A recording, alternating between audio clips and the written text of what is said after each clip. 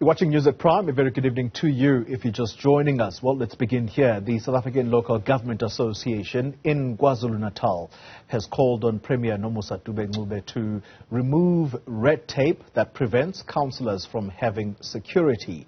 The Provincial chairperson of Salga in KZN, Thami Ntuli, says they're concerned about the increase in political killings ahead of the elections this year. Nobuhle Modise has this report.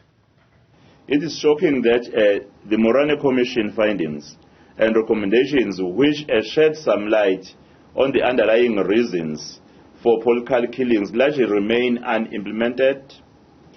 As the election season draws near, Salga urges the Honourable Premier to not only make a call for peace and tolerance, but to commit to remove red tape that disallows the protection of councillors. The South African Local Government Association KZN chairperson Thami Ntuli says contract killings are a direct attack on democracy. He says their biggest concern is that the province is a heavily contested terrain politically and has a terrible history of black-on-black violence. This means that killing politicians has become lucrative business for hitmen, and if nothing is done, we will be a province where killings of others is a norm. We should also be worried by reports that the killers used a caliber guns like AK-47, a type of gun which is not freely available in the market. Unless we get rid of guns in our society, no one will be safe. It is time that the SAPS resume randomly raids to rid our society of illegal guns.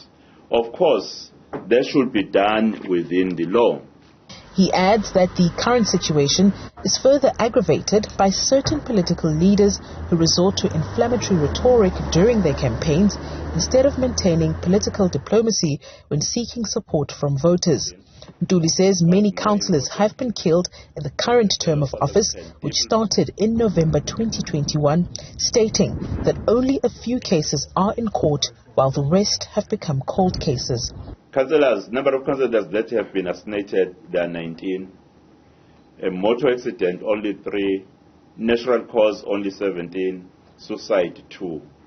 Out of 39 councillors who have passed on within this very short space of time. In reported instances, the management of some municipalities has been taken hostage and forced to sign agreements before they were released. Nationally, in the past 2 years, 167 councillors have been replaced due to death, with 40% being ward councillors and 60% proportional representative councillors. Salga asserts that there's been no word regarding the setting up of a special court to deal solely with political killings. In September last year, during an interministerial task team media briefing, the Provincial National Prosecuting Authority said it was in the process of establishing a special court for political contract killings and had asked for an unused chamber in the KwaZulu-Natal division of the High Court in Pietermaritzburg to be used for these cases.